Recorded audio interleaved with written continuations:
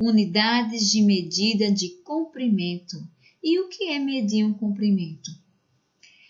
Medir o comprimento é você verificar a distância, o tamanho, o espaço de um ponto a outro.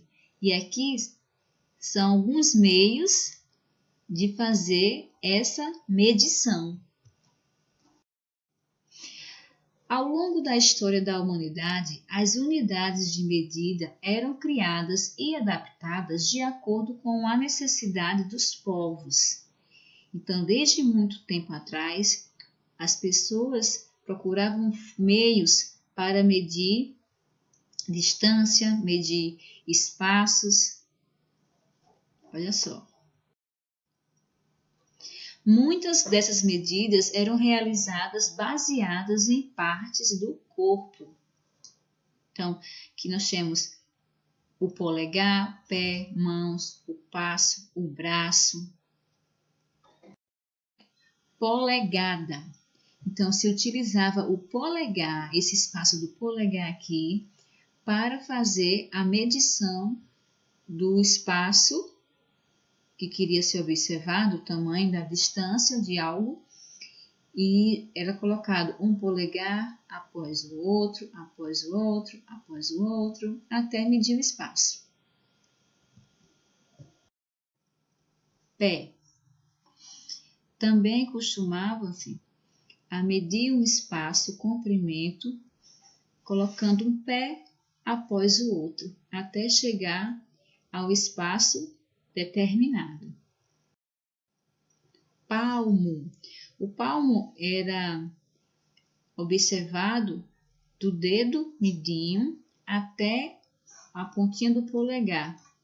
Isso fazia também medindo o espaço de um ponto a outro. Passo.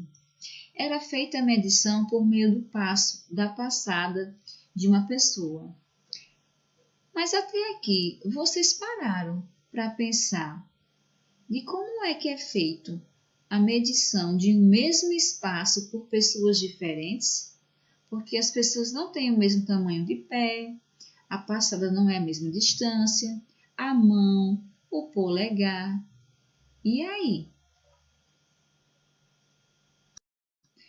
Por isso, essas medidas são chamadas de não padronizadas, porque são medidas que não têm um padrão fixo, um padrão certo. Por exemplo, o palmo da mão de um adulto é diferente do palmo da mão de uma criança. O passo também de uma pessoa mais alta não é a mesma distância de uma pessoa mais baixa.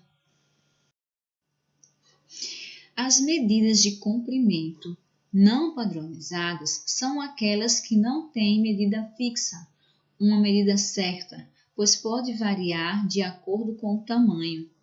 Então, cada pessoa tem um tamanho, né? A palma da mão de um adulto não vai ser o palmo, não será do mesmo tamanho de uma criança. Por exemplo, se eu for medir o quadro da escola, pode ser tantos palmos com a minha mão e mais números de palmos com o tamanho da mão de uma criança. Então, por isso que não é padronizada, não é fixa, não é igual a todos. Termos que indicam medidas. Então, também nós temos algumas palavras que indicam medidas. Por exemplo, maior, menor. Aqui está indicando o tamanho de alguém ou de um objeto ou de uma distância. Grande, pequeno. Que tal você da sua casa brincar de medir? Vamos lá, meçam aí qual é o espaço, qual é o tamanho da sua sala, de uma parede a outra, a sua porta, a sua cama. Acho que hoje nós vamos falar sobre medidas de comprimento, sendo que a principal medida de comprimento é o metro, ok? E nós vamos simbolizar para um M minúsculo. O metro é a unidade fundamental, já que dela derivam outras, como quilômetro e outros exemplos. Então vamos ver aqui a tabelinha. Coloquei aqui no meio o metro, que é a unidade fundamental. Nós temos os submúltiplos, que são utilizados para medir distâncias menores, e os múltiplos, que são usados para medir distâncias maiores. Decímetro, centímetro e milímetro, decâmetro, hectômetro e quilômetro. Cada um vai ter um símbolo diferente. O metro é o M, decímetro dm, centímetro cm e milímetro mm. Decâmetro DAM, hectômetro HM e o quilômetro KM. Então, quando eu usar esses símbolos a partir de agora, você já sabe do que eu estou falando. São símbolos para medir medidas de comprimento. Curiosidade, existem várias medidas de comprimento que são utilizadas no seu dia a dia e você nem percebe. Existe o pé, existe a polegada, a jarda, cada uma tem uma distância, uma medida diferente. Um pé é 30,48 centímetros, uma polegada é 2,54 centímetros e por aí vai. Existe a jarda, milha terrestre, milha marítima, cada uma com a sua medida.